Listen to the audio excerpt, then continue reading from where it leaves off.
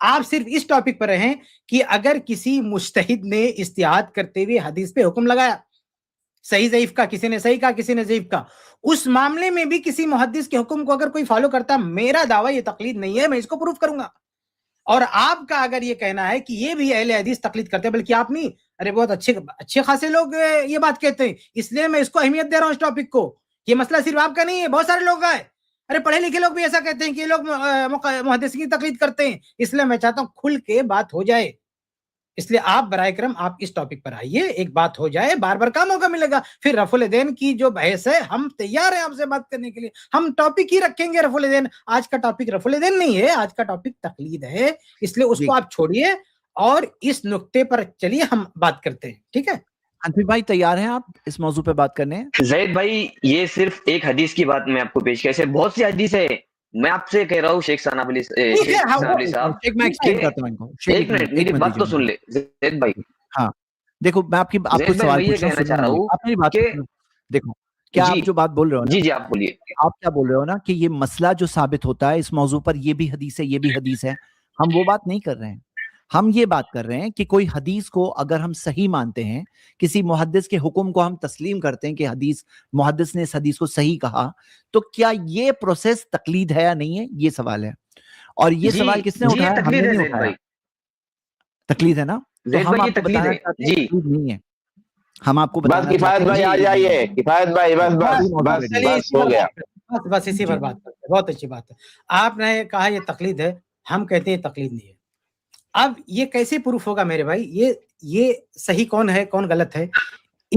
اس کے لیے ہمیں تقلید کی ڈیفینیشن پر بات کرنی ہوگی کہ آخر تقلید کس کو کہتے ہیں. کہیں ایسا تو نہیں کہ آپ تقلید کسی اور چیز کو مان لیں اور ہم تقلید کسی اور چیز کو مان لیں. اس میں سب سے پہلے ہم گفتگو یہاں سے شروع کرتے ہیں کہ تقلید کی جو ڈیفینیشن ہے، جس کی تعریف ہے، کیا سارے مقلدین کا اس پہ اتفاق ہے یا سارے علماء کا اتفاق ہے، یا تقلید کی تعریف میں بھی اختلاف ہے؟ کوئی تقلید کی تعریف کچھ کر رہا ہے، کوئی کچھ کر رہا ہے. یعنی آپ کی جانکاری کیا ہے؟ کیا آپ کہتے ہیں کہ تقلید کی ایک ہی تعریف ہے جو دنیا کرتی ہے، یا تقلید کی تعریف میں بھی جو ہے اختلاف ہے؟ تو آپ تقلید کی ڈیفینیشن بتا دیں. آپ کہہ رہے ہیں نا کہ یہ چیز جو ہے تقلید ہے، تو تقلید کی ڈیفینیشن آپ بتا دیں کہ آخر تقلید کس کو کہتے ہیں. آپ نے اس کو کہا نا کہ محدث کے اجتہاد کو مان رہا ہے وہ تقلید ہے. تو تقلید کی آخر کون سی ڈیفینیشن ہے جس کی روح سے آپ اس کو مقلد بول رہے ہیں؟ یہ ذرا آپ بتا دیں. میں بھی اپنی ڈیفینیشن پیش کروں گا، یعنی ہم تقلید کی جو صحیح تعریف مانتے ہیں وہ میں پیش کروں گا، لیکن پہلے آپ بتائیں کیونکہ آپ نے مقلد کیا ہے، تو آخر کیا ڈیفینیشن آپ کی تقلید کی بتائیے. جی اس میں شیخ صاحب جو ہے تقلید دو قسم کی ہے. ابھی مجھے بیان کرنا پڑے کیونکہ تقلید دو قسم کی ہے، لیکن دونوں کے اندر ایک چیز کامن ہے کہ ماہر شریعت کی بات ماننا اعتماد کی بنیاد پر، اسے کہتے ہیں تقلید. جس طرح سے میں نے دعویٰ کیا نا کہ حدیث کو اجتہاد کو ماننا تقلید ہے، تو میرا بولنے کا مطلب یہ ہے. ایک منٹ سنو. تقلید کی تعریف آپ کریں گے یہاں بیٹھ کے کہ یا آپ علماء سے پیش کریں گے؟ ہم آپ سے تقلید کی تعریف مانگ رہے ہیں کہ تقلید کی کیا ڈیفینیشن ہے. آپ کہتے ہیں ماہر شریعت کی بات ماننا تقلید ہے. کس نے اس تعریف کی تقلید کی؟ تقلید کی یہ ڈیفینیشن کس نے کیا ہے؟ کہاں پہ ہے یہ؟ اچھا ایک سوال رہ گیا کہ تقلید کی تعریف میں اختلاف ہے کہ نہیں علماء کا؟ تقلید کی تعریف میں تقلید کی تعریف میں اختلاف ہے کہ نہیں ہے؟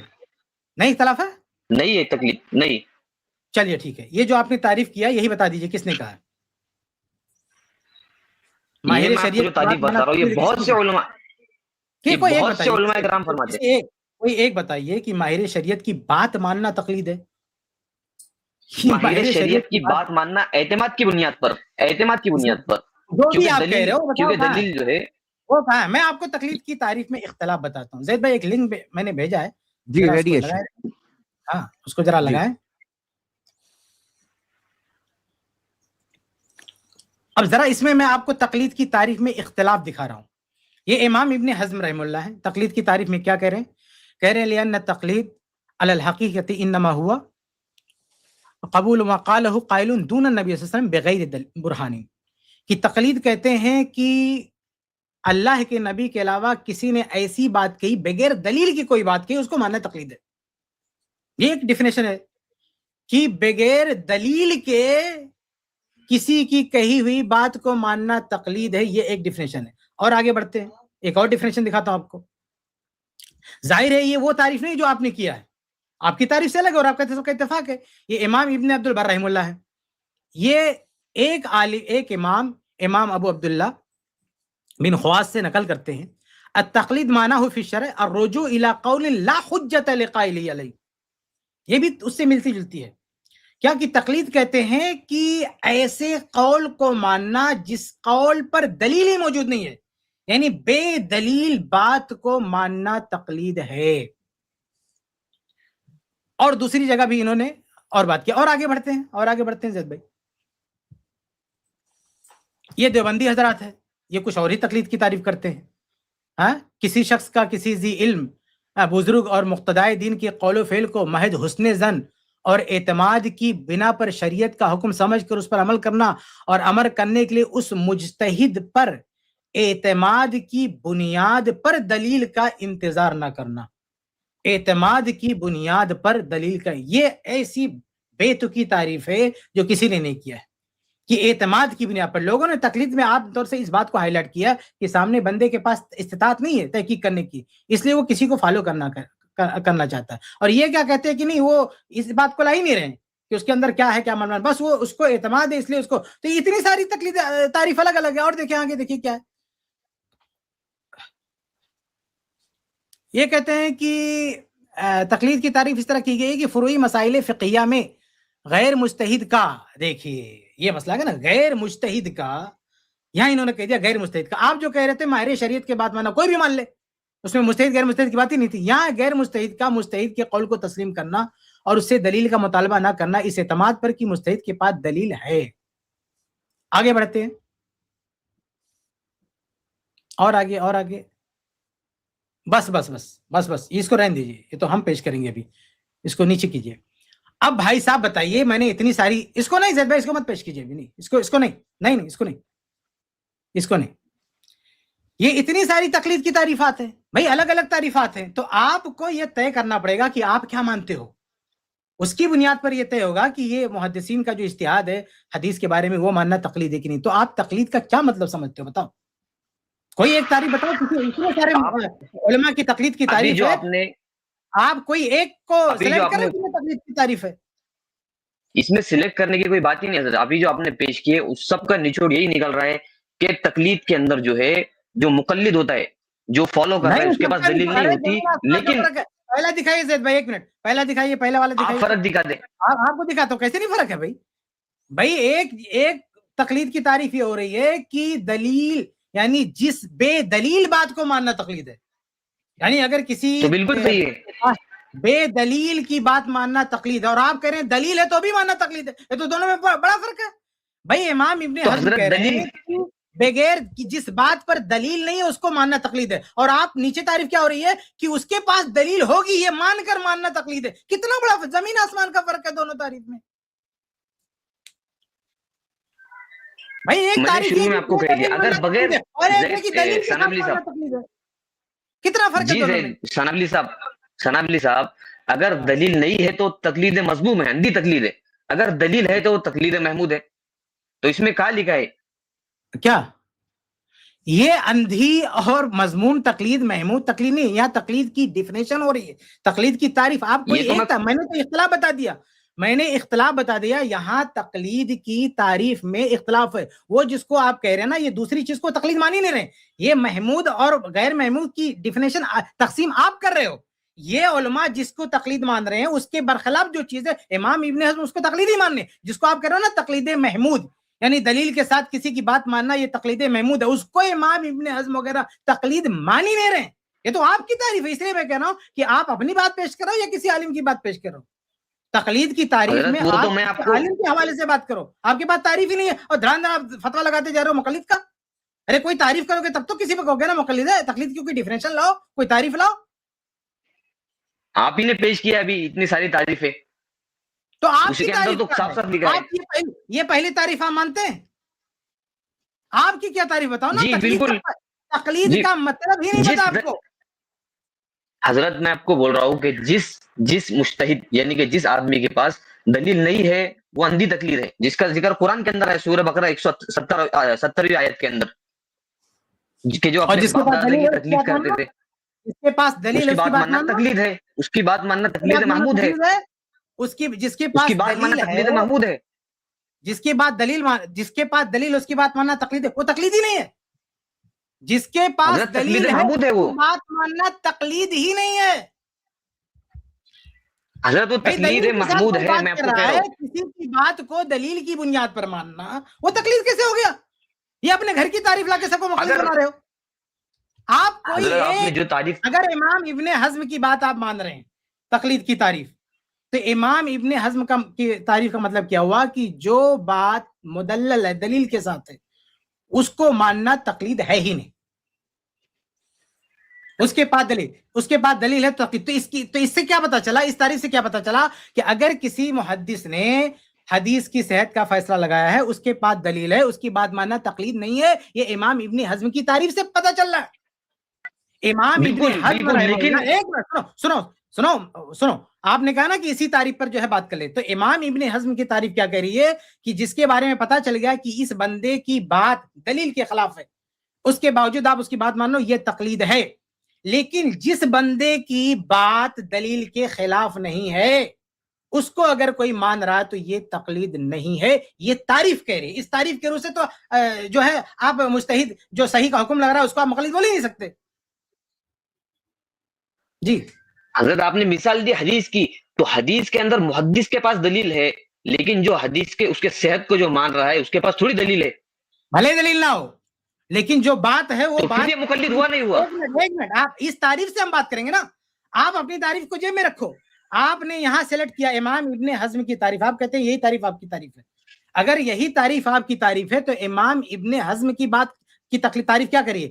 امام ابن حزم یہ کہہ رہے ہیں کہ آپ پھر سے دیکھ لیں، لأن التقلید علی الحقیقت، کیونکہ حقیقت میں تقلید کس کو کہتے ہیں؟ انما هو قبول ما قاله قائل دون النبی صلی اللہ علیہ وسلم بغیر برہان، کہ جو اللہ کے نبی کے علاوہ کوئی شخص ایسی بات کہتا ہے بغیر دلیل کے، تو بغیر دلیل کے جو بات کہی گئی ہے اس کو ماننا تقلید ہے. یعنی جہاں پہ آپ کو پتا چل گیا کہ یہ بات بے دلیل ہے اس کو ماننا تقلید نہیں ہے. لیکن دوسرے ائمہ کی بات جو دلیل کے ساتھ ہے، چاہے اس دلیل کا ماننے والے کے پاس علم ہو یا نہ ہو، اس کو ماننا تقلید نہیں ہے. یہ ابن حزم کی ڈیفینیشن کہہ رہی ہے. اگر آپ اس ڈیفینیشن کو مان رہے ہو تو آپ ان کو مقلد نہیں بول سکتے حدیث کی صحت کو ماننے والے کو. اگر یہ ڈیفینیشن منظور نہیں ہے تو آپ کوئی دوسری تعریف لے کر آؤ. اسی ڈیفینیشن کو جو ہے حدیث پر آپ فٹ کر رہے ہیں. تو میں آپ کو وہی تو کہہ رہا ہوں، محدث کے پاس تحقیق ہے، یہ اس کی دلیل ہے، لیکن جو اس کی صحت کو مان رہا ہے نیچے کا آدمی، اس کے پاس تو کوئی دلیل ہی نہیں ہے. یہ بات اس تعریف میں ہوا یا نہیں ہوا؟ یہ بات اس تعریف میں نہیں ہے، یہ بات اس تعریف میں نہیں ہے. دوسری تعریفوں میں ہے، میں مانتا ہوں، یہاں پہ نہیں ہے. یہی میں آپ کو پروف کرنا چاہتا ہوں کہ تعریف میں اختلاف ہے. دوسری تعریف میں ہے جو آپ کہنا چاہ رہے ہو تقلید کی تعریف، یہاں پہ نہیں ہے. یہاں پہ نہیں. آپ نے اس کو سلیکٹ کیا ہے اس تعریف کی، یا تو اس تعریف کو چھوڑنا پڑے گا یا یہ ماننا پڑے گا کہ اگر یہ تقلید کی تعریف ہے تو پھر محدث کی بات ماننے والا جو محدث کی بات دلیل کے خلاف نہیں ہے اس کی بات ماننا تقلید نہیں ہے اس تعریف کے روپ میں.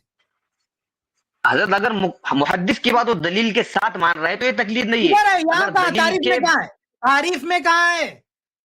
اس تعریف ہے دو قسم کی، تعریف تمہارے گھر کی تعریف ہے.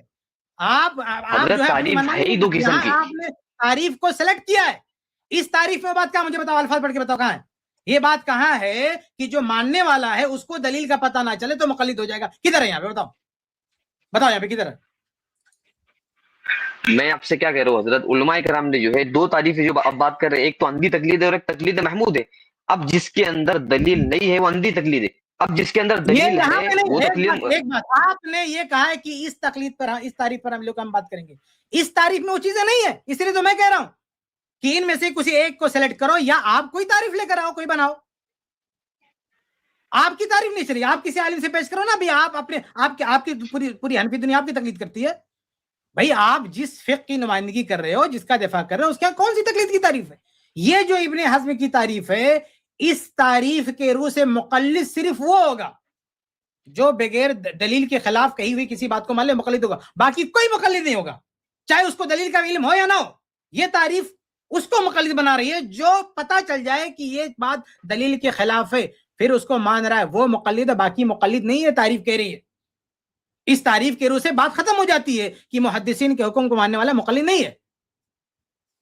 جی میں آپ کو جو ہے کیا، میں آپ کو پیش کر رہا ہوں نا حضرت، میں آپ کو بتا رہا ہوں کس کو کہتے ہیں اندھی تقلید اور کس کو کہتے ہیں تقلید محمود۔ تو پھر آپ اسی یہ لے کے بیٹھ گئے۔ سنو اندھی تقلید، مطلب یہ بات کہاں لکھا ہے؟ میں وہی تعریف مانگ رہا ہوں نا۔ دوسری تعریفات جاؤ گے تو وہاں ماننے والے کو اتھارٹی نہیں ہے، یعنی اس کو اجازت ہی سورہ نہیں بقرہ میں موجود ہے حضرت 170ویں آیت میں۔ ہم ایک منٹ سنو، ہم کن مسائل میں، ہم ان مسائل کی بات کریں، ابھی ہم نے ٹاپک چینج کیا ہے، اجماعی مسئلہ ہے، وہ مسائل جس میں اختلاف ہے امت کا، اس میں کسی مجتہد کی بات کو ماننا تقلید ہے کہ نہیں ہے۔ تو ہم نے کہا سب سے پہلے تقلید کی تعریف ہو جائے۔ آپ کے پاس تقلید کی کوئی تعریف نہیں، صرف ہوا میں جو ہے فائرنگ کر رہے ہو۔ یہاں پہ ہم نے 2-3 علماء کی تقلید بتائی، ہم نے کہا کہ کوئی ایک سلیکٹ کرو یا کوئی بتاؤ، حوالہ دو، کون سی تقلید لے کے چلو۔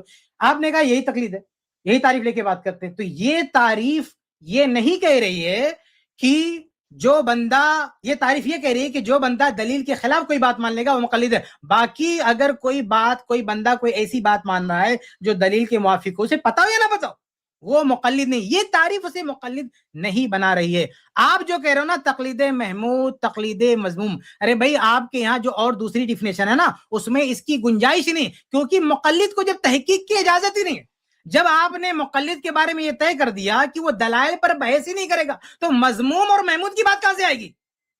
مذموم اور محمود کی بات تب آئے گی جب وہ تحقیق کرنے بیٹھ جائے گا۔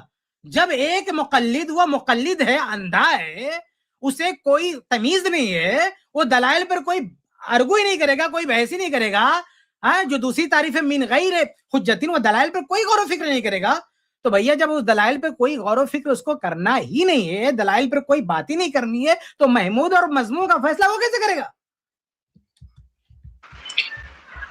تو میں آپ سے حضرت، تو پھر آپ کوئی ایک مسئلہ اپنی تحقیق کے مطابق بتا دیں۔ آپ جو کہہ رہے ہیں نا ابھی، تو آپ اپنی تحقیق کے مطابق کوئی ایک مسئلہ بتا دیں جس میں آپ کی تحقیق مکمل ہوئی ہو۔ کوئی ایک مسئلہ بھی آپ نہیں پیش کر سکتے، آپ کو جو ہے محدثین کا، مجتہدین کا سہارا لینا پڑے گا۔ یہ ٹاپک نہیں ہے کہ وہی تو ٹاپک وہی نا تقلید۔ یہ ٹاپک نہیں ہے کہ ہم کیا تحقیق کر رہے ہیں کیا نہیں کر رہے ہیں، ہم کہہ رہے ہیں کہ تقلید کیا ہے۔ تقلید، اس کو تقلید آپ کیسے کہہ سکتے ہو؟ کسی کو مقلد کہنے کے لیے کم سے کم تقلید کی کوئی میننگ تو ہونی چاہیے دماغ میں، کوئی حوالہ تو ہونا چاہیے۔ یہ ایک تقلید کی تعریف میں نے پیش کیا، اس تقلید کی تعریف سے کوئی مقلد ہو ہی نہیں سکتا جو کسی شخص کی بات مانے جو دلیل کے خلاف نہیں ہے۔ دلیل کے خلاف بات ماننا یہ تقلید ابن حزم کہہ رہے ہیں۔ آپ کوئی تقلید کی تعریف لاؤ، تقلید کی تعریف کیا ہے؟ حوالے سے آپ سورہ بقرہ سے پیش کر رہا ہوں حضرت۔ جی ہاں، سورہ بقرہ 170 آیت ہے جس کے اندر اندھی تقلید کا ذکر ہے۔ ارے بھائی تو پہلے تقلید کی تعریف کرو نا، تقلید کی تعریف کرو۔ آپ اس تقلید، یہ جو آپ کو ایک سلیکٹ کرو، اگر ابن حزم کی تقلید، یہ اگر تقلید کی تعریف مانتے ہیں تو اس پر بات کرو نا۔ آپ دوسری تقلید کی تعریف کہاں سے لا رہے ہو؟ آپ کے پاس تقلید کی کوئی تعریف نہیں، کوئی ڈیفینیشن ہی نہیں، کوئی مطلب ہی نہیں تقلید کا۔ آپ کے پاس کوئی ڈیفینیشن، بغیر ڈیفینیشن کے آپ کسی کو مقلد کیسے کہہ دو گے؟ تعریف سمجھتے ہیں کس کو بولتے ہیں؟ تعریف کہتے ہیں کہ آپ اگر کسی، یعنی اس کی ایک ایسی تعریف کرو کہ جو اس دائرے میں آتا ہے اس کو وہ انکلوڈ کرے تعریف، اور جو اس دائرے میں نہیں آتا اس کو باہر کرے۔ تو تقلید جس کو کہتے ہیں جامع، اور تعریف جس کو کہتے ہیں جامع معنی، یہ تقلید کی آپ جامع اور معنی تعریف کرو، یعنی تقلید کی ایسی تعریف کرو کہ سارے مقلدین اس کو انکلوڈ کر لے، اور جو مقلد نہیں ہے اس کو باہر کر دے۔ ایسی کوئی تعریف لاؤ آپ تقلید کی۔ آپ نے ابھی تک کوئی تعریف نہیں پیش کیا تقلید کی۔ میں نے دو تعریف بتائی شیخ صاحب آپ کو۔ سب سے پہلی تعریف تو میں نے یہ کی، سب سے پہلی دو نہیں، یہ تو دعویٰ ہے، ایک تعریف بتاؤ آپ تقلید کی، ایک تعریف بتاؤ۔ سب سے پہلی تو میں نے آپ کو یہ پیش کیا تقلید محمود کی تعریف، کہ جو شریعت کا ماہر ہو، قرآن و سنت کا۔ تقلید کی قسم ہے، تقلید کی آپ وہ بھی آپ بنا رہے ہو۔ تقلید کی یہ تقلید کا حکم ہے، یہ تقلید کا حکم ہے کہ تقلید کب محمود ہے، کب جائز ہے، کب کیا ہے، وہ حکم ہے۔ تقلید کی ڈیفینیشن کیا ہے؟ یہ تو حکم ہے نا تقلید جائز، لیکن تقلید کی ڈیفینیشن کی بات ہو رہی، تعریف کیا اس کی؟ میں آپ کو تعریف ہی تو بتا رہا ہوں۔ ارے بھائی تقلید کی میں نے بھی 4 قسمیں بتائی، 4 حکم بتایا ہے۔ इसी स्ट्रीम में मैंने कहा तकलीद शिर्क भी है, तकलीद हराम भी है, तकलीद बिदात भी है, और एक चौथी किस्म है जिसको हम तकलीद मानते ही नहीं। तो ये तो हमने 4 बताया, ये हुक्म है, ये तकलीद की डिफिनेशन नहीं है। लेकिन चारों में एक चीज कॉमन है ना हजरत, मैं इसकी बात आपको हाईलाइट कर रहा हूँ, चारों के अंदर एक बात कॉमन है। तकलीद के हुक्म पर नहीं बात हो रही है, यहाँ तकलीद की पहले तारीफ हो जाए तब उसका हुक्म क्या है तब बात होगी ना। पहले तकलीद की डिफिनेशन तो, तारीफ तो। जैद भाई मैं आपसे शेख साहब मैं आपसे कह रहा हूँ कि चारों जो चीज आपने की ना उसके अंदर एक चीज कॉमन है, और वो है एतमाद, किसी पे एतमाद करना। जैद भाई किसी पर सुनो किसी पर एतमाद करते हुए, चलो मान लेता हूँ कि आपकी इस तकलीद तारीफ को मैं लॉक करता हूँ, किसी पर एतमाद करके कोई बात मानना, आप ये कहते हैं कि ये तकलीद है ना। आप ये कह रहे हैं आप सुनो ना, आप ये कह रहे हैं कि किसी की पर एतमाद करके कोई बात मानना ये तकलीद है, ये तकलीद की तारीफ आपकी नजर में? जी अगर वो एतमाद यानी कि जो है मगर भाई तारीफ एक लॉक होनी चाहिए अल्फाज के साथ, ताकि हम देखें वो तारीफ फिट आती कि नहीं आती है। तारीफ ये क्या मैं कुछ भी मुंह से निकल जाए उसको तारीफ बोल दो, मैंने तो हवाला दिया ना। तारीफ इसको बोलते हैं, तकलीद की तारीफ इसको बोलते हैं हवाले के साथ। जैसे इब्ने हज़्म और भी हवाले, इस सफे पे मेरे बहुत सारे हवाले हैं तकलीद की तारीफ के। आप कोई ऐसी नीचे ले लो उसके तारीफ पेश करो, आप कोई क्या करें, क्या कहा आपने? इसको स्क्रॉल मतलब इसको थोड़ा नीचे ले लो, उसको स्क्रॉल करो, इसको इस सफे को नीचे वो तारीफ है, एक मिनट नीचे नहीं करना ज़ैद भाई, नीचे वो तारीफ है जो हम मानते हैं, अभी आपके सामने पेश करेंगे। अभी तो हम आपकी तारीफ को चेक करें ना, नीचे वो तारीफ है जो हम मानते हैं। अब यही तो मसला है भाई, हमारी जिस तकलीद की बात कर रहे हो, हमारी बात कब आएगी?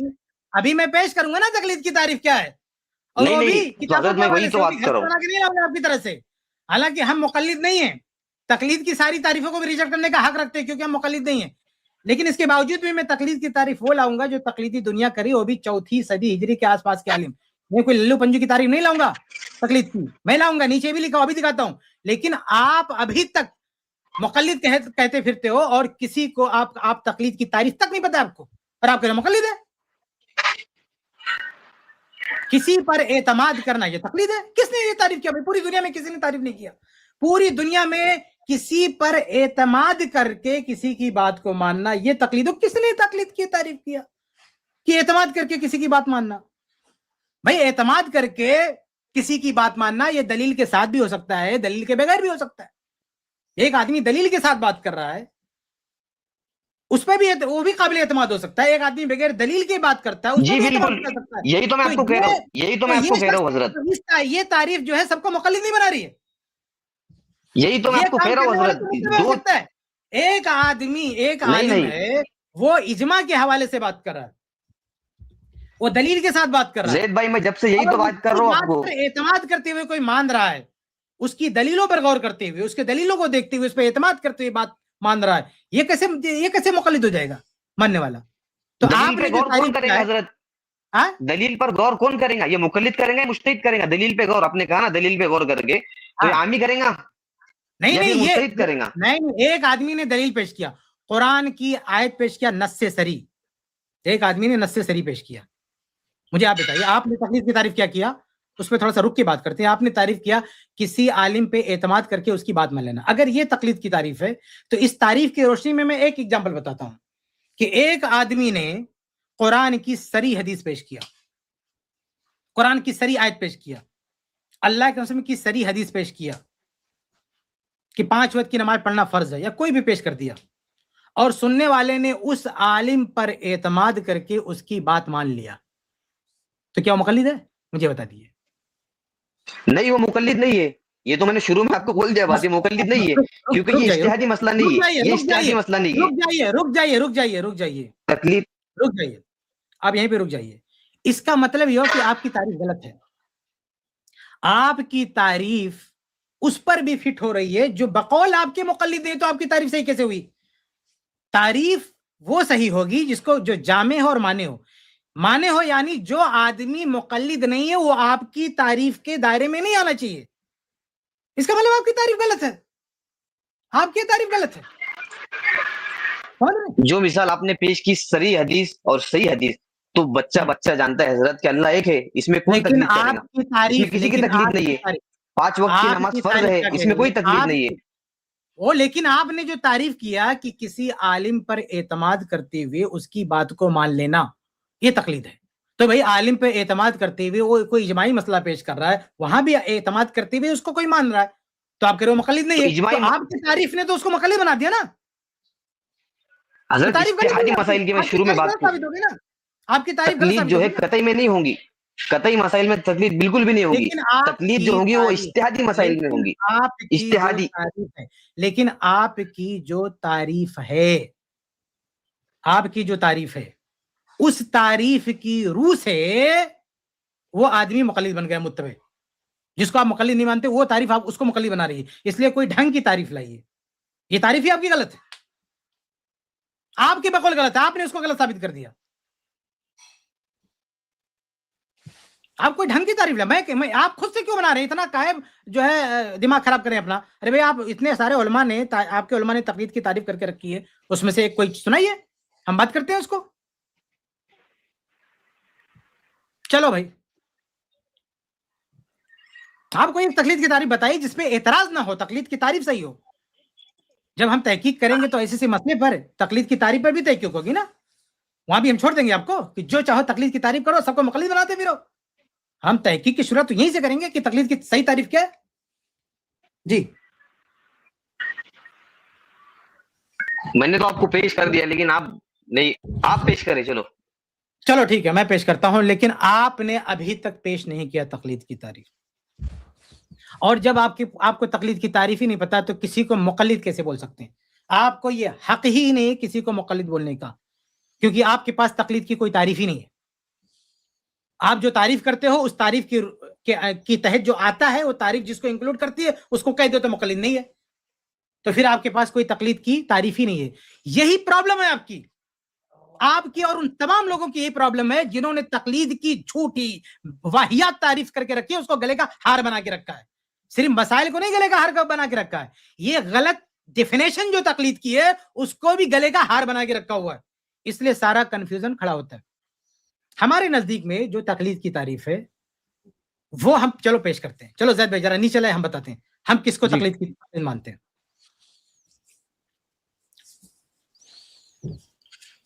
ये बस रुकिए, पहले नाम देख लें आप। ये इमाम अबुल वलीद अलबाजी, 403 हिजरी में इनकी विलादत हुई है, पैदाइश, और 474 में इनकी वफात हुई है। और ये आप ही मतलब मुक़ल्लिदीन के ग्रुप के हैं, कोई बाहर के भी नहीं है। वो तकलीद की एक तारीफ करें, ये 4वीं सदी हिजरी, देख रहे हैं 4वीं सदी हिजरी यानी जब खत्म हो रही है, तो उसी के बाद इमाम इब्न क़य्यिम ने क्या कहा है कि तकलीद की जो विलादत हुई है वो 4वीं सदी हिजरी के बाद हुई है। तकलीद की जो बिदअत आई है वो 4वीं सदी हिजरी के बाद आई है। इमाम इब्नुल क़य्यिम रहमतुल्लाह ने आलामुल मुवक्किन में लिखा है। आलामुल मुवक्किन, कुछ उलमा उसको एलामुल मुवक्किन भी पढ़ते हैं।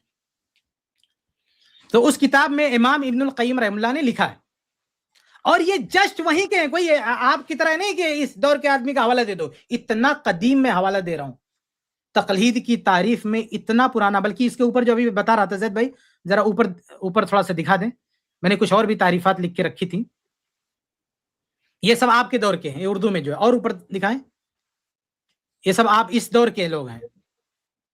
और ऊपर ये इमाम इब्न अब्दुल बर रहमुल्लाह है, और ऊपर इब्न हज़्म रहमुल्लाह।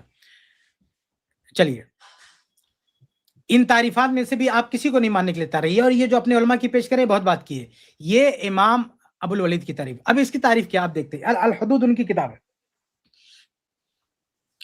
आगे बस रुक जाइए, ये है तकलीद की तारीफ। क्या है तकलीद का, इसको हम मानते हैं, और आए कोई हमको मुक़ल्लिद साबित करे इस तारीफ की रूह से। कहते हैं इल्तिज़ामु हुक्मिल मुक़ल्लद मिन गैर दलील। तकलीद की तारीफ क्या है कि कोई आदमी किसी मुक़ल्लद यानी जिसकी तकलीद की जा रही, नबी नहीं, मुक़ल्लद यानी जिसको तय किया, टारगेट बनाया है किसी शख्स को, किसकी हमको तकलीद करनी है, यानी किसी शख्स को तय कर दिया कि इसकी हमें मानना और इधर नहीं जाना है। 2 पॉइंट यहाँ पे तकलीद में बहुत, इस तारीफ में, पहले मैं तर्जुमा कर देता हूं।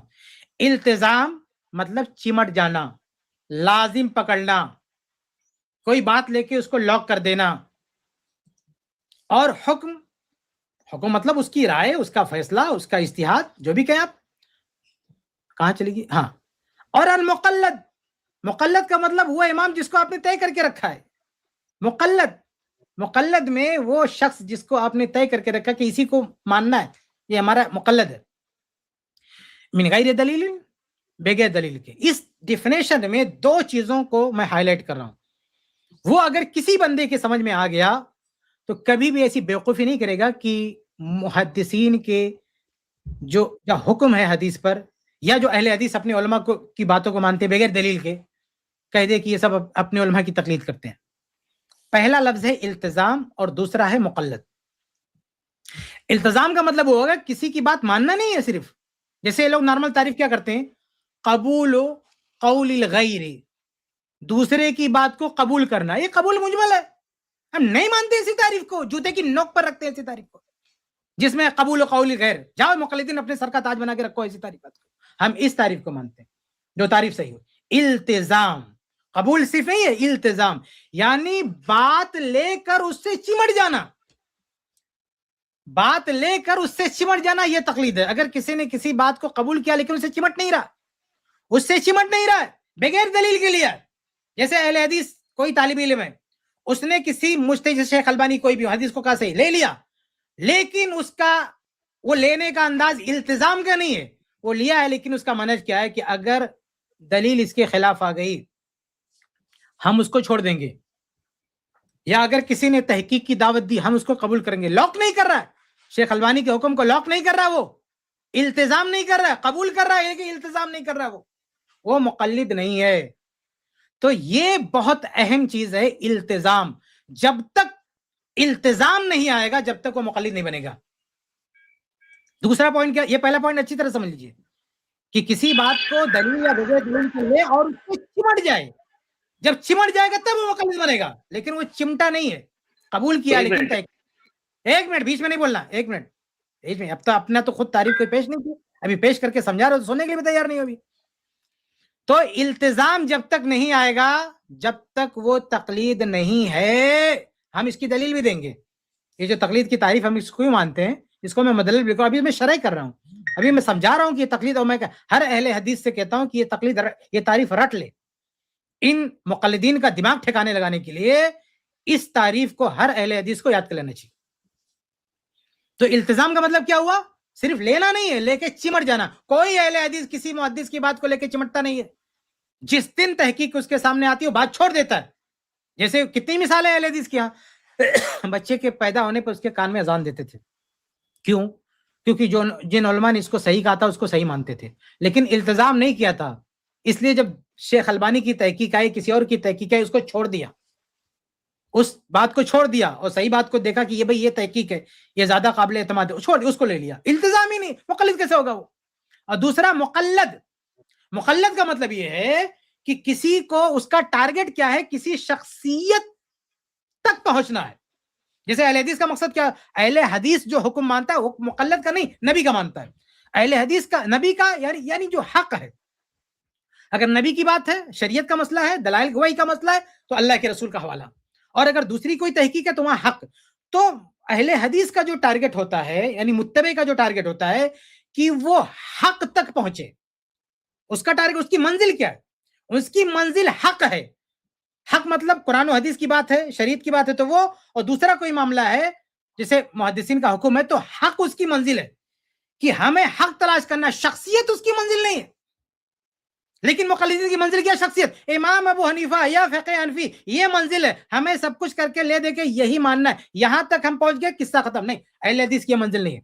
اہل حدیث کی منزل حق ہے, مقلد نہیں ہے, حق ہے کہ وہ کہاں پہنچنا چاہتے. اسی لیے محدثین کی جو تصحیحات ہیں آج تک آپ کہیں نہیں پائیں گے, گروپ بندی نہیں پائیں گے تصحیحات میں. اب جیسے فقہ میں کیا ہے, احناف کے اقوال کا ایک گروپ بنا ہوا ہے, ان کے اقوال کو مدون کیا گیا ہے, اور ایک سمجھیے کہ ایک ذخیرہ اکٹھا کر دیا گیا ہے کہ بھئی یہاں سے لے کے سب کو فالو کرنا ہے. حنبلیوں نے اپنا ایک ذخیرہ کھڑا کر دیا ہے, مالکیوں نے اپنا, شوافی نے اپنا. یہ 4 ذخیرے ہیں اقوال کے. اور یہ نہ صرف کہ یہاں سے جب لیتے ہیں تو ان کا ایک مقلد، ان چاروں کا ایک مقلد ہے، وہاں سے لیتے ہیں اور نسبت بھی کرتے ہیں، حنفی، شافعی، مالکی، ان کے جو مقلد ہے اس مقلد کی طرف یہ نسبت بھی کرتے ہیں۔ حدیث میں کہاں مقلد ہے؟ کیا حدیث میں ایسے گروپ بنتی ہے کہ جو بخاری کی بات مانے گا وہ بخاری کہلائے گا؟ کوئی بخاری نام کا کوئی مکتبی فکر ہے؟ یا کوئی صحیح مسلم کی بات لے گا تو مسلم ہی کہلائے گا؟ تو کیا مسلم امام ترمذی نے بہت ساری حدیثوں کو صحیح کہا تو کیا وہ ترمذی کہلائے گا؟ تو محدثین میں کہاں ایسی گروپ بندی ہے؟ بخاری، مسلمی، ترمذی، ایسی کوئی گروپ بندی نہیں ہے، اور نہ ایسے محدثین کے اقوال کو اکٹھا کر کے اور اس طرح سے ڈیزائن کیا گیا ہے کہ فلاں فلاں لوگ فلاں فلاں کو مانیں گے، ایسی کوئی تقسیم نہیں۔ وجہ کیا؟ کیونکہ ان کے یہاں حدیث کی تقسیم میں کوئی مقلد ہی نہیں ہے، حق ہے، ان کا ٹارگٹ حق ہے، ان کی منزل حق ہے، مقلد نہیں ہے۔ تو اہل حدیث جب کسی محدث کی بات کو مانتا ہے تو دو چیز ذہن میں رکھی، پہلی بات وہ التزام نہیں کرتا ہے، جب بھی حق سامنے آئے گا اس کو مان لے گا۔ اس کے برعکس حنفیوں کا معاملہ کیا ہوتا ہے؟ ہم اس اسٹریم میں کئی بار بتا چکے ہیں کہ ان کے پاس حق واضح ہوتا ہے تو خود کہتے ہیں حق تو مخالف کے پاس ہے، لیکن چونکہ ہم اپنے امام کے مقلد ہیں ہم اس طرف نہیں جائیں گے، واضح طور پہ کہتے ہیں۔ لیکن اہل حدیث اس کی یہاں کوئی التزام نہیں ہے، جیسے پتا چلا کہ یہ بات غلط ہے چھوڑ دے گا۔ اور دوسرا، ان کا کوئی مقلد نہیں ہے، یعنی کوئی شخصیت یا کوئی مذہب نہیں ہے کہ وہ اس کو منزل بنا لیا ہو کہ یہیں پر ہمیں پہنچ کے رک جانا ہے۔ اہل حدیث کی منزل حق ہے۔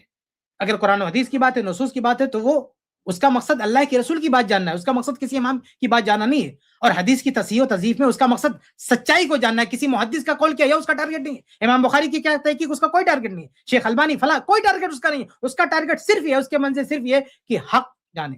تو خلاصہ یہ، اس حدیث کی تعریف کا خلاصہ یہ ہے کہ دو چیزیں بہت اہم ہے، التزام اور مقلد۔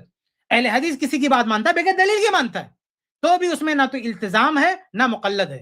اور یہ لوگ جو بات مانتے ہیں اس کے یہاں التزام ہے اور مقلد ہے، اس لیے یہ مقلد ہے، ہم مقلد نہیں ہیں۔ یہ بات میری ختم ہوگی، تعریف کی تشریح میں نے کر دیا، اب اس کو مدلل کرتا ہوں۔ ہم جو کہہ رہے ہیں کہ اگر کسی نے التزام کیا اور مقلد لایا تبھی مقلد ہوگا وہ، یعنی مقلد ہونے کے لیے ضروری ہے کہ التزام اور مقلد ہو۔ اگر یہ دو چیزیں نہیں ہیں، کسی کی بات کو قبول کرنے میں دو چیزیں نہیں ہیں، التزام نہیں ہے، مقلد نہیں ہے، تو وہ مقلد نہیں ہے۔ وجہ اس کی ہے کہ عہد رسالت میں جہاں کوئی تقلید نہیں تھی، عہد صحابہ میں جہاں کوئی تقلید نہیں تھی، اس دور میں التزام نہیں تھا اور نہ کوئی مقلد تھا۔ اس کا بھی میں پروف کر دوں تو میری بات ختم ہوگی۔ ہمارے پاس ٹائم تو ہے نا؟ زید بھائی ہیں یہاں پہ؟ جی شیخ سن رہا ہوں، ایک لنک دے رہا ہوں، ذرا اس کو دکھائیں، ایک منٹ ہے، تھوڑا سا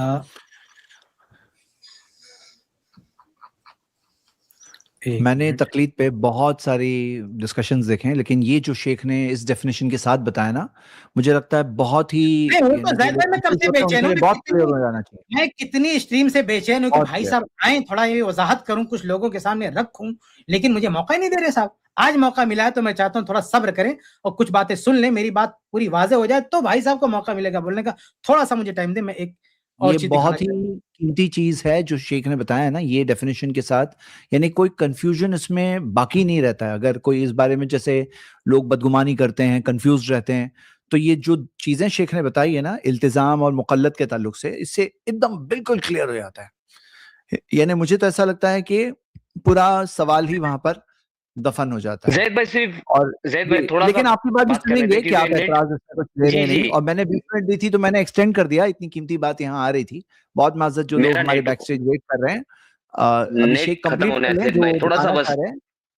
ہاں جی، آپ ایسا کریے کیونکہ شیخ ابھی وہ اپنی بات مکمل بول لیں اور پھر آپ کا آبجیکشن آپ رکھیں کہ جب تک بالکل آپ اپنی بات ٹائم نہیں بچے گا زید بھائی، کیونکہ میرا نیٹ ختم ہو جائے گا، مجھے صرف اسی پہ بات کرنا ہے، کیونکہ شیخ صاحب نے بھی جو مثالیں دی، جو بات کہی، وہ تقلید مطلق ہے۔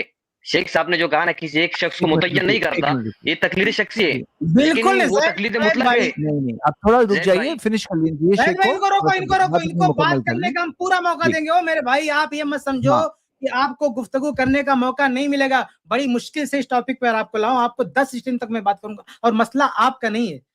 مجھے دلچسپی صرف یہ نہیں کہ میں آپ سے بات کروں، آپ جیسے اچھے خاصے لوگ جو مغالطہ دے رہے ہیں، اہل حدیثوں پر الزام لگا رہے ہیں، میں ان کے گھر سے ان کی تقلیدی چالوں کو جو ہے نیست و نابود کر رہا ہوں۔ یہ تقلید کی تعریف میرے گھر کی نہیں ہے, تمہارے گھر سے تقلید کی تعریف نکال کے تم کو آئینہ دکھا رہے ہو تقلید ہوتی کیا ہے, ابھی تو سب کو بیوقوف بنا کے رکھے ہو.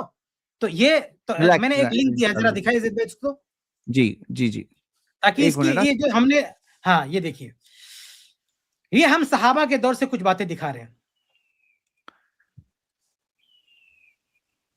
بس یہاں رکیے ایک ایک کر کے رکیے. سنن نبی داؤد کی روایت ہے. کیا روایت ہے؟ عبداللہ بن زبیر رضی اللہ عنہ کے دور میں, صحابہ کا دور ہے, جمعہ کی نماز اور عید کی نماز ایک ساتھ ہو گئی. اب ایک ساتھ ہو گئی تو عبداللہ بن زبیر رضی اللہ تعالی, یہ عطا بن رباح کہتے ہیں کہ صلی بنا ابن زبیر فی یوم عید, عید کی نماز انہوں نے پڑھائی اور ہم جمعہ کے لیے گئے تو وہ نہیں آئے, تو ہم نے ایسے اکیلے پڑھ لیا, یعنی جمعہ کی نماز انہوں نے نہیں پڑھائی. تو اب کیا کیا انہوں نے؟ بھائی عبداللہ بن زبیر رضی اللہ عنہ خلیفہ ہیں, امام وقت ہیں, سب کچھ ہیں, اس کے باوجود بھی کیا ہو رہا ہے؟ وکان ابن عباس بالطائف, ابن عباس رضی اللہ عنہ طائف میں تھے. کہتے ہیں فلما قدم ذکرنا ذلک لہ. اب دیکھیے انہوں نے ایک بات کے ایک عمل کیا, اس پر کوئی آبجیکشن نہیں, لیکن تحقیق تلاش جاری ہے. جب عبداللہ بن عباس رضی اللہ عنہ آئے تو ان کے سامنے ذکر کیا. دیکھو اس کو ویریفائی, اس کو کہتے ہیں تحقیق. یہ صحابہ کا دور ہے, تقلید نہیں ہے. تقلید ہوتی تو انہوں نے جو کہا تھا مان لیتے, قصہ ختم تھا. لیکن نہیں, عبداللہ بن عباس آ رہے ہیں, ان کے سامنے مسئلہ ذکر ہو رہا ہے. فقال, تو عبداللہ بن عباس نے کیا کہا؟ اصاب السنہ, انہوں نے سنت کی موافقت کی ہے. یہ ہے تحقیق. اہل حدیث یہی کرتا ہے. اگر کسی عالم سے کوئی مسئلہ پوچھتا ہے, اس کو ذرا سا بھی ڈاؤٹ ہوتا ہے, دوسرے سے ویریفائی کرتا ہے. مقلد نہیں کرتا, مقلد التزام کرتا ہے. یہ التزام نہیں ہے. یہ دیکھیے صحابہ کا یہاں التزام نہیں, تحقیق ہے. دوسری مثال دیکھیں, صحیح بخاری کی حدیث ہے. ابن ابی ملیکہ کہتے ہیں کہ ابن عباس رضی اللہ عنہ کے سامنے, یعنی معاویہ رضی اللہ عنہ نے ایک وتر کی نماز پڑھی. معاویہ خلیفہ ہے, امام وقت ہیں, اتنی بڑی پوسٹ پر ہیں, ہاں بھائی وہ تو اولو الامر میں سے ہیں, ان کی اطاعت کا حکم بھی ہے, لیکن پھر بھی ان کی بات کا التزام نہیں ہے. ابن عباس رضی اللہ عنہ کے پاس آتے ہیں اور کیا کہتے ہیں کہ بھائی ما اوتر الا بواحدہ, کہ معاویہ رضی اللہ عنہ نے صرف ایک ہی رکعت وتر پڑھی ہے, کیا مسئلہ ہے؟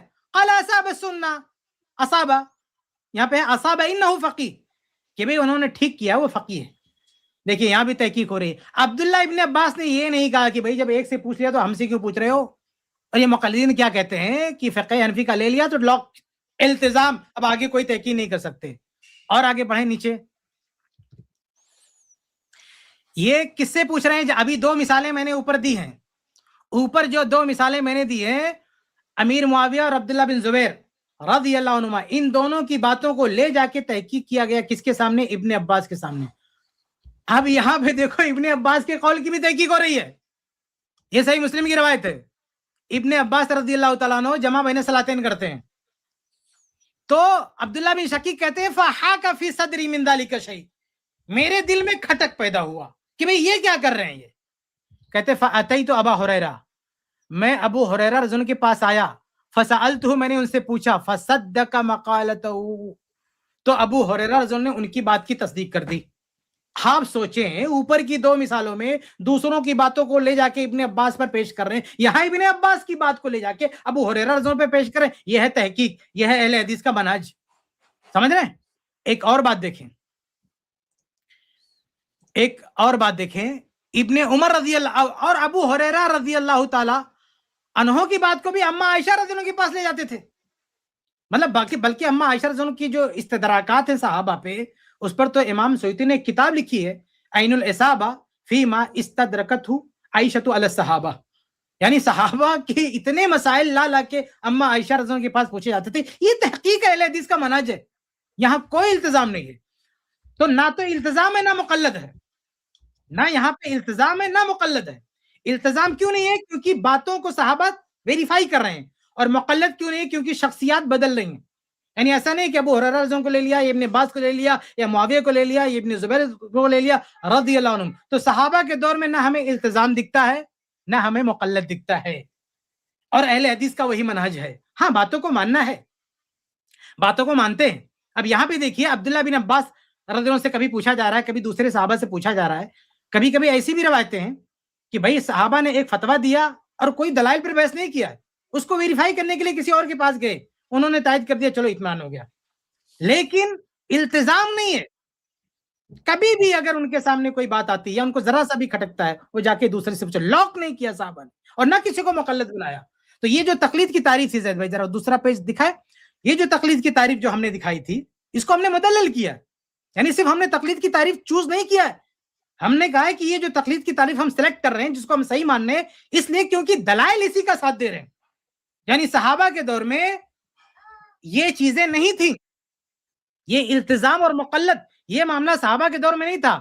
اور یہ لوگ جو تقلید کی تعریف کرتے ہیں, ایک بار خود کہتے ہیں, بھائی ابن قیم رحمہ اللہ کہتے ہیں کہ 4 صدی ہجری کے بعد تقلید ہوئی, یعنی تقلید بعد میں آئی ہے, پہلے نہیں تھی تقلید. یہ لوگ کہتے ہیں نا کہ پہلے تقلید کیوں نہیں ہوئی, تو کیا بولتے ہیں ہم جب کہتے ہیں کہ امام ابو حنیفہ کی تقلید کیوں, دوسرے لوگوں کی تقلید کیوں نہیں کرتے, تو کیا بولتے ہیں ان کے فتاوا مدون نہیں ہے. اس کا مطلب یہ اعتراف کرتے ہیں کہ پہلے تقلید نہیں تھی. تو جب پہلے تقلید نہیں تھی تو پہلے کیا تھا, پہلے یہ تھا عدم التزام اور مقلد نہیں تھا, باتیں پہلے بھی مانی جاتی تھی, پوچھی جاتی تھی. تو خلاصہ یہ کہ تقلید کی جو صحیح ڈیفینیشن ہے, جو مدلل ہے, منہج صحابہ سے اس کی تائید ہوتی ہے, وہ تعریف کیا ہے, التزام حکم المقلد من غیر دلیل, بغیر دلیل کے کسی مقلد یعنی کسی شخصیت کو آپ نے طے کر دیا, یہی سے دین سیکھنا ہے, اس کو آپ نے منزل بنا دیا, اور دوسرا اس کی باتوں کو سے آپ نے التزام کر لیا, تو آپ ہو گئے مقلد. اور اگر آپ نے التزام نہیں کیا ہے, کسی کو مقلد نہیں بنایا, تو آپ متبع ہیں. یہی صحابہ کرام کا منہج تھا. اب چاہے فقہی معاملہ ہو, چاہے حدیث کا حکم معاملہ ہو, ہمارا کوئی بھی اہل حدیث عالم اگر کسی فقیہ کا مسئلہ مانتا ہے, وہاں بھی نہ التزام ہے نہ مقلد ہے, اور حدیث کے بارے میں مانتا ہے تو وہاں بھی التزام مقلد نہیں, اس لیے وہ مقلد نہیں ہے. اور یہ حنفی دنیا جو ہے مقلد ہے فقہی مسائل میں. اور ابھی ایک بات تو رہ گئی کہ حدیث کے بارے میں یہ ہم کو کہتے ہیں کہ جو ہے یہ مقلد ہے, حدیث کے بارے میں ان کے یہاں بھی تقلید نہیں ہے. یعنی حدیث کے بارے میں جس منہج پر ہم ہیں, حقیقت میں حدیث کے بارے میں جب جب ان کے یہاں مسئلہ آتا ہے, یہ کسی کے مقلد تقلید نہیں کرتے حدیث کے بارے میں. یہ لوگ ہم لوگوں پہ الزام لگاتے ہیں کہ آپ لوگ مقلد ہو, شیخ البانی کے فلاں کے, امام بخاری کے فلاں کے. ہم کہتے ہیں کہ ہمارا جو منہج ہے تصحیح و تضعیف میں, ٹھیک یہی معاملہ ان کے احناف کیا بھی ہے. احناف کے یہاں تقلید کرتے, لیکن جو نوازل ہیں, نئے نئے مسائل ہیں جس میں ابو حنیفہ کا قول ملتا نہیں, اس میں کیا کرتے, اس میں یہ لوگ اجتہاد کرتے, اور اس اجتہاد میں حدیثوں کو صحیح صحیح بھی بولتے. اور حدیثوں کو صحیح صحیح بولنے میں امام ابو حنیفہ کا دنیا کے کسی بھی امام کا قول ان کے پاس نہیں ہے, کوئی ذخیرہ نہیں ہے. اس لیے ایک کاؤنٹر سوال یہ بھی بنتا ہے کہ یہ حنفی لوگ, یہ ہمارے جو دیوبندی بھائی ہیں, یہ بھائی نوازل میں جو نئے نئے مسائل آتے ہیں, اس میں جب حدیثوں کو لا کے استدلال کرتے ہیں نئے مسائل میں, ان حدیثوں کی تصحیح و تضعیف کہاں لیتے ہیں, اس میں ان کا کون مقلد ہے. اگر یہ کہتے ہیں مقلد ہے, بھائی عقیدے میں کہتے ہیں ہم مقلد نہیں, یہ فقہی مسائل میں مقلد ہے, حدیث میں آپ کس کی مقلد ہو, کسی کا نام بتاؤ. اگر امام ابو حنیفہ آپ کہتے ہو امام ابو حنیفہ رحمہ اللہ کے مقلد ہو, تو میرا کھلا ہوا سوال ہے کہ کوئی ایک حدیث بتا دیں کہ امام ابو حنیفہ رحمہ اللہ نے حکم لگایا کہ یہ صحیح ہے, اور ایک اور کہ کوئی ایک راوی بتا دیں, صرف سنگل راوی, جس کے امام ابو حنیفہ رحمہ اللہ نے کہا کہ یہ ثقہ ہے. وہ کیسے محدث ہو گئے, بلکہ امام ابن حبان وغیرہ نے کہا کہ حدیث ان کا فنی نہیں تھا. وہ امام ابو حنیفہ کو تو آپ مان ہی نہیں سکتے, کیونکہ تصحیح و تضعیف ان کا فنی نہیں ہے. یہی وجہ کہ بہت ساری ضعیف حدیثوں سے وہ اصطلاح کر رہے تھے, پوری لائف میں کبھی ایک راوی کی بھی توثیق نہیں کیا, جبکہ جو دور ہے محدثین کا دور ہے, محدثین جرح و تعدیل کر رہے ہیں. لیکن امام ابو حنیفہ رحمہ اللہ نے کسی سنگل آدمی کو مدح کیا, تعریف کیا, مجھے پتا ہے, لیکن ثقہ کہا کسی ایک راوی کو کہیں پہ بھی نہیں ہے. تو بھائی حدیث تو صحیح ضعیف تو آپ بھی مانتے ہو, لیکن آپ تو وہاں نہیں کہتے ہم کسی کو مقلد ہے. اہل حدیث کیسے مقلد ہو گئے جی؟ تو یہ گفتگو ہے, میرے خیال سے میری بات واضح ہوئی. اب بھائی صاحب اگر کچھ کہنا چاہے تو کہہ سکتے ہیں. آپ نے جو کہا حضرت, خیر القرون کی جو آپ نے مجھے مثال دی, اس زمانے میں تقلید نہیں تھی, تو تقلید شخصی اس زمانے میں نہیں تھی. تقلید شخصی جو ہے وہ 4 صدی میں آئی, کیونکہ فقہ جب مدون ہوا, جب فقہ مذاہب جو ہے حنفی, مالکی اور یہ شافعی وغیرہ جب مدون ہوئے. لیکن اس سے پہلے جو ہوتا تھا وہ تقلید مطلق ہوتی تھی, وہاں پر کسی ایک امام کو جو ہے, ابھی مجھے بولنے تو دے حضرت, تو کیا تقریر کریں, تھوڑا نہیں مجھے سمجھتا تو میری بات آپ نہیں سمجھ پا رہے, اس لیے میں نے لمبی بات کیا, لیکن آپ کی بات میں سمجھ گیا. آپ کی بات میں سمجھ گیا. آپ یہ کہنا چاہتے ہیں کہ صحابہ کے دور میں تقلید شخصی نہیں تھی, یعنی ایک شخص کی تقلید نہیں ہوتی تھی, وہ کسی کی بھی تقلید جو ہے کرتے تھے. بات غلط ہے, رانگ ہے, بالکل غلط بات ہے. یعنی صحابہ کے دور میں اگر تقلید ہوتی تو بھائی امام عبداللہ بن عباس کی بات سن کے وہی ختم ہو جانا تھا مسئلہ. یعنی اگر آپ کہہ رہے ہیں تقلید شخصی نہیں, وہ کسی ایک کو مانتے, تو تقلید غیر شخصی کیا ہے؟ کسی سے مسئلہ پوچھ کے وہی مقلد بن گیا, وہی رک گیا. لیکن عبداللہ ابن عباس کی بات سن کے کہاں رک رہے ہیں؟ تحقیق کر رہے ہیں. عبداللہ بن زبیر رضی اللہ عنہ کی بات سن کے کہاں رک رہے ہیں؟ تحقیق کر رہے ہیں. ایک منٹ بات کو. اور امیر معاویہ رضی اللہ عنہ کی بات سن کے کہاں رک رہے ہیں؟ تحقیق کریں. کدھر تقلید ہے؟ تقلید نہ شخصی ہے صحابہ کے دور میں, نہ غیر شخصی ہے, کوئی تقلید نہیں ہے. کوئی ایک مثال بتائیں تقلید کی صحابہ کے دور میں. جی مطلب آپ یہ کہہ رہے ہیں کہ کہیں نہیں رک رہے, مطلب پوچھتے ہی جا رہے, صرف پوچھتے ہی جائیں گے, تقلید نہیں, کہیں تو رکیں گے نا تقلید نہیں صحابہ کے دور میں, کہیں تو رکیں گے نا. نہ تقلید شخصی, نہ کہیں نہیں رکے, کہیں نہیں رکے. وہ تحقیق کرتے رہے, جہاں بھی ان کو لگا ڈاؤٹ ہوا تحقیق کیا, لاک نہیں کیا, کسی کے فتوے کو لاک نہیں کیا. نہ التزام نہ مقلد, دونوں میں سے کوئی صحابہ کے دور میں نہیں ہے. یہ بات جو دو بات جو شیخ نے کہا نا, حنفی بھائی, میں چاہ رہا ہوں کہ آپ صرف یہ مین جو سوال جو شیخ نے اٹھایا نا کہ نہ التزام نہ مقلد, تو آپ یا تو التزام بتا دو اور مقلد بتا دو. نہیں زید بھائی, میں ایک بات اور کلیئر کرتا ہوں. ان کا کنفیوژن کیا ہے؟ ان کا کنفیوژن یہ ہے کہ صحابہ کے دور میں ایک آدمی کو طے نہیں کیا, یعنی ایک صحابی کو, لیکن الگ الگ صحابہ سے تقلید ہو رہی تھی. اگر ان کی یہ بات صحیح ہوتی کہ الگ الگ صحابہ کی تقلید ہو رہی تھی, تو منظر کیا ہوتا؟ ہمیں حدیثوں میں دیکھتا کہ ابن عباس نے اگر کچھ کہہ دیا تو مسئلہ ختم ہو گیا. جی, لیکن ایسا دکھ رہا نہیں دکھ رہا. ایک منٹ, جو مثالیں سامنے رکھ دی, اس سے سوال کا جواب پہلے ہی مل گیا. عبداللہ بن زبیر رضی اللہ عنہ کی اگر تقلید ہو رہی ہوتی, یعنی کہ آپ کہتے ہیں مطلب کئی لوگوں میں مطلق ہو رہی تھی, تو عبداللہ بن زبیر کی بات سن کے تو لاک ہونا چاہیے. اور یہ وہ لوگ ہیں جو خلیفہ ہیں وقت کے. عبداللہ بن زبیر خلیفہ, امیر معاویہ خلیفہ, حتیٰ کہ عمر بن الخطاب خلیفہ. یہ خلفاء کوئی بات کہہ رہے ہیں اور ان کو ویریفائی کیا جا رہا ہے. بھائی عبداللہ بن عمر رضی اللہ عنہ, میں نے چند مثالیں لکھی ہے, میں ایسی پوری کتاب لکھ سکتا ہوں اگر میں ساری مثالیں کلیکٹ کروں کہ جہاں کس طرح صحابہ کے مسائل کو لے کے دوسرے صحابہ سے بات ہوئی, جو ہے بحث تک ہوئی ہے. میراث جیسے مسئلے میں جہاں اکثر مسائل متفق علیہ, مواہلہ تک کی بات پہنچی ہے, مناظرہ تک کی بات پہنچی ہے. بلکہ یہ عبداللہ بن عمر فاروق کے بیٹے اپنے باپ کی تقلید نہیں کر رہے ہیں, کہتے میں رسول کی بات کر رہا ہوں, تو کہتے میرے والد نے کہا. تو صحابہ کے یہاں نہ تقلید شخصی ہے نہ تقلید مطلق ہے. تقلید مطلق اگر آپ کا دعویٰ شروع ہوتا تو ہمیں منظر کیا دکھتا کہ ابن عباس کی بات سن کے بات ختم ہو گئی, ابو ہریرہ رضی اللہ عنہ کی بات سن کے بات ختم ہو گئی, عبداللہ بن زبیر رضی اللہ عنہ کی بات سن کے بات ختم ہو, لیکن ختم نہیں ہو رہی. تحقیق کریں, کہاں مقلد, کوئی تقلید نہیں ہے. اس لیے تقلید کی صحیح تعریف کیا ہے؟ اتباع حکم المقلد من غیر دلیل. یہ تمہاری تقلیدی دنیا کی تعریف ہے اور یہی صحیح ہے, باقی سب لوگ بیوقوف بنا رہے ہیں. جی زید بھائی, میں آپ سے کہہ رہا ہوں, وہ بندہ جس نے سوال پوچھا وہ کہیں نہ کہیں تو رکا نا حضرت. زید بھائی, کیا وہ صرف پوچھتے ہی چلا گیا؟ عمل دیکھیے, سوال کا جواب دیا ہے. ارے بھائی, ان کا مسئلہ کیا ہے زید بھائی؟ ان کا مسئلہ ہے کہ وہیں رک جانا. سنا, انہوں نے لاک کر دیا فتاوا لاک کرنے کے بعد وہیں پہ رک جانا ہے. التزام یعنی جو فرق دکھ رہا ہے منہج صحابہ اور منہج مقلدین میں, جو فرق ہے وہ التزام اور مقلد کا ہے. اور ہم اللہ کے فضل و کرم سے ہمارے یہاں نہ تو التزام ہے اور نہ مقلد ہے. باقی بغیر دلیل کی کسی کی بات ماننا یہ عہد رسالت میں بھی ہو رہا ہے, عہد صحابہ میں بھی ہو رہا ہے, عہد ہر دور میں ایسا ہوتا رہا ہے, لیکن ہر دور میں تقلید نہیں. صحابہ کے دور میں نہ غیر سکتی ہے نہ مطلق ہے, کچھ بھی نہیں, تقلید سرے سے ہے ہی نہیں. صحابہ کے دور میں تقلید زید بھائی میں یہ کہہ رہا ہوں, اگر صحابہ کے دور میں سوال پوچھنے والا, آپ نا سوال ذرا اچھے سے سمجھو اور پھر جواب دو. دیکھو سوال کیا ہے نا کہ آپ التزام بتاؤ, اتنا اچھے سے شیخ نے ایکسپلین کیا, میں امید کرتا ہوں آپ دھیان سے سن رہے ہوں گے. اور ایک مقلد بتاؤ, التزام بتاؤ, مقلد بتاؤ, تو آپ اس کا جواب دیجئے. ہاں جی بتائیے. جی زید بھائی, میں آپ کو اسی کا میں یہ کہہ رہا ہوں زید بھائی, اگر سوال پوچھنے والا اگر عامی ہے جس کو دلیل کی کوئی یہ نہیں ہے تو وہ مقلد ہے. لیکن اگر سوال پوچھنے والے کا علم ہے, یعنی کہ وہ ایک عالم ہے, اس کو دلیل کی سمجھ ہے, تو وہ مقلد نہیں ہے. التزام آپ کو شیخ دیکھو کیسا ہے حنفی بھائی, جو شیخ نے بات بتائی ہے نا, میں پورا شیخ کو دہرانے نہیں دوں گا پھر سے. میں چاہ رہا ہوں وہ بہت دہرا ہے انہوں نے, اس میں سے میں کچھ باتیں. ارے بھائی التزام کا میننگ ہی نہیں سمجھ رہے ہیں. دیکھو کیسا ہے مسئلہ, یہ ہے بھائی صاحب صرف بھائی بہت بھاگ رہے تھے نا اس موضوع سے, آج میں نے کلیئر کر دیا ہے. اب اس کی کلپ بنے گی اور سب کو دکھائیں گے, بار بار اس کا حوالہ دیں گے.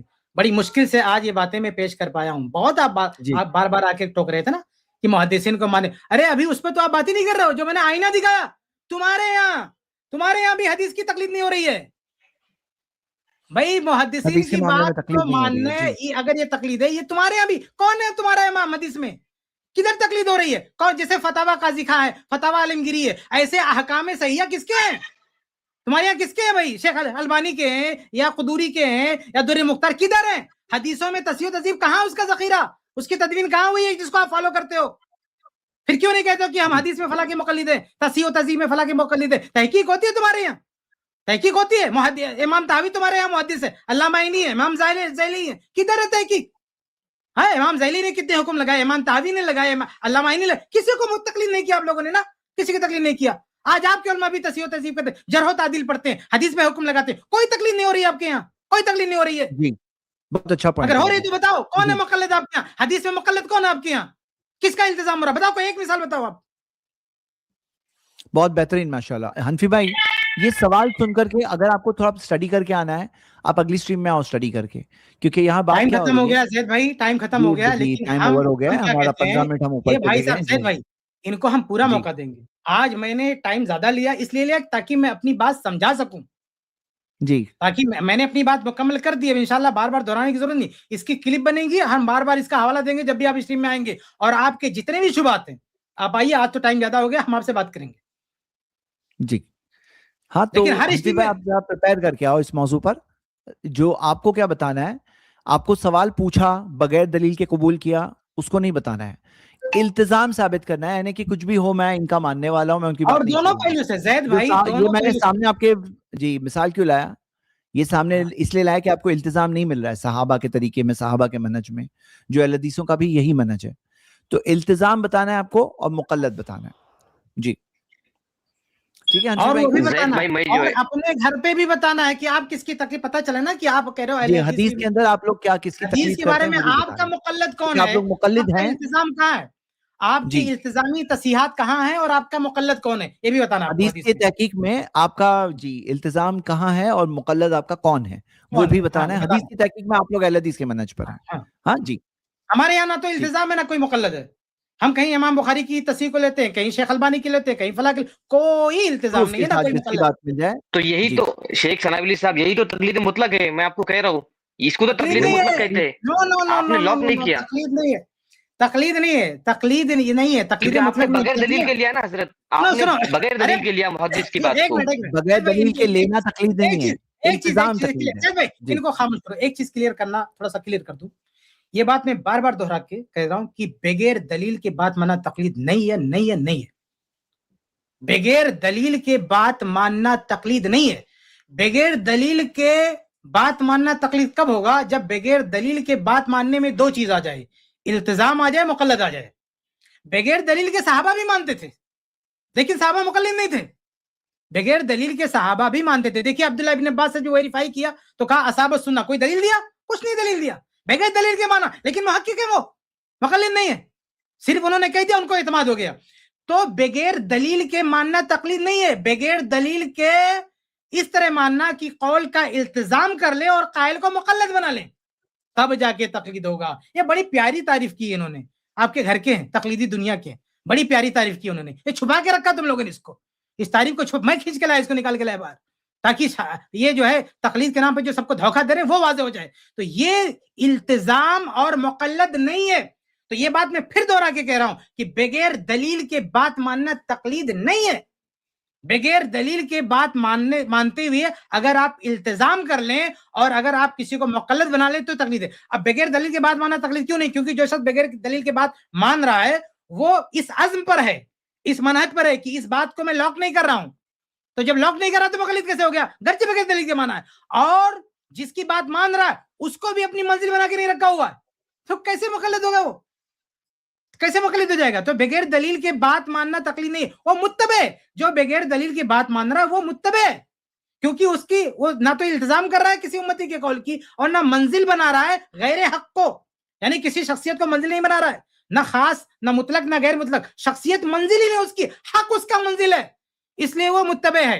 और जो तो वो कौन शख्स है? लिया, एक मिनट, इल्तिजाम कर लिया, किसी को मुक़ल्लिद बना लिया, वो मुक़ल्लिद है। जी, वो शख्स कौन है सनावली साहब? वो शख्स कौन है ये भी तो बताओ। वो आमी है या मुस्तहिद है? एक मिनट, कौन एक शख्स और है चीज वो? वाज़ेह करता हूँ, एक और चीज वाज़ेह करता हूँ। हम ऐसे हवा में नहीं बात कर रहे हैं, हमने एक डिफिनेशन पेश की है। जरा दिखाएं उसको जरा फिर से डिफिनेशन, हम उसी पर हैं, हमारी पूरी गुफ्तगू उसी डिफिनेशन पर चल रही है। जरा दिखाएं उसको, जो है इल्तिजाम हुक्मिल मुक़ल्लद, ये जो डिफिनेशन है, हम उस डिफिनेशन से बाहर नहीं जा रहे। हम कह रहे हैं कि इल्तिजाम नहीं है, हम किसी मुहद्दिस की बात को मानते हैं, वहां ना इल्तिजाम है ना मुक़ल्लद है, इसलिए मुक़ल्लिद नहीं है। यानी हमने जो तारीफ पेश की है, ये तारीफ अहले हदीस जो मुहद्दिसीन को मानता है उसको इंक्लूड नहीं कर रही है अपने अंदर, उसको शामिल नहीं कर रही है। तो इस तारीफ के रूह से आप तो तारीफ कर नहीं रहते, हमने किया तारीफ, और हमारी इस तारीफ से जो अहले हदीस है वो मुक़ल्लिद साबित नहीं हो रहे, आप लोग मुक़ल्लिद साबित हो रहे हो। जी जी ज़ैद भाई। ठीक है, माशाल्लाह, एक अच्छा डिस्कशन था। लेकिन हनफी भाई आप क्या करें, अगले ट्यूसडे वेडनेसडे आप आएं और देख कर आए, स्टडी करके आए, सवाल को अच्छे से समझ लें और फिर देखें कि इसका कोई जवाब और मैं है सारे नहीं। अहले हदीस को कहूंगा, जरा ये तकलीद जरा सेव कर लें, तारीफ इनके मुंह पर मारे, ये लोगों ने बहुत गुमराह किया, इसको छुपा के। चौथी सदी हिजरी के बाद वो पैदा हो रहे हैं, वो इतने पुराने आलिम है, ये तकलीद की तारीफ इनके मुंह पर मारे, तब इनको समझ में आया कि तकलीद क्या है। सबको बेवकूफ समझ के रखा है सबको। अस्सलामु अलैकुम वरहमतुल्लाहि वबरकातुहू। iPlus TV 10,000 supporters campaign. क्या आपको लगता है कि iPlus TV बहुत जरूरी काम कर रहा है? आज इस्लाम के खिलाफ इतने एतराज उठ रहे हैं, iPlus TV उनका जवाब देता है प्रूफ के साथ, दलील के साथ। क्या आपको लगता है कि ये काम जरूरी है?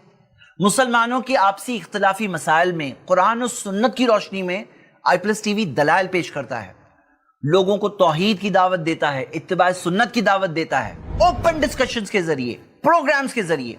आपको क्या लगता है, क्या यह काम जरूरी है? आज इंटरनेट और यूट्यूब के दौर में गुमराहियां इतनी तेजी से फैल रही है, iPlus TV एक गुमराह सोच का पूरे प्रूफ और तहकीक के साथ जवाब देता है। आपको क्या लगता है, क्या यह काम जरूरी है? iPlus TV पर आम लोगों को बड़े बड़े स्कॉलर्स से डायरेक्ट सवाल पूछने का मौका मिलता है। अल्हम्दुलिल्लाह हजारों सवालों के जवाब दिए जा चुके हैं। बच्चों के लिए खास प्रोग्राम्स हैं, यूथ के लिए खास प्रोग्राम्स हैं, औरतों के लिए खास प्रोग्राम्स हैं, बुनियादी बेसिक मवाद से लेकर एडवांस लेवल के इल्म तक अल्हम्दुलिल्लाह प्रोग्राम्स हैं। उर्दू में, इंग्लिश में, बंगला में कंटेंट है। अगर आपको भी लगता है कि ये सब काम जरूरी है तो आपको जरूर साथ देना चाहिए। iPlus TV को 10,000 सपोर्टर्स की जरूरत है जो हर महीने अपनी ताकत के मुताबिक सपोर्ट करें। आप समझ सकते हैं इतने बड़े दीनी काम और इतने बड़े नेटवर्क के लिए लगातार सपोर्ट की जरूरत है। व्हाट्सएप पर सिर्फ एक मैसेज भेजिए, आई सपोर्ट iPlus TV। मैं iPlus TV के साथ हूं। और हां, अपने घर वालों, दोस्तों और रिश्तेदारों को भी जोड़ें इस नेक काम में। हम लोग मिलकर कोशिश करेंगे तो इंशाल्लाह 10,000 का टारगेट मुश्किल नहीं है।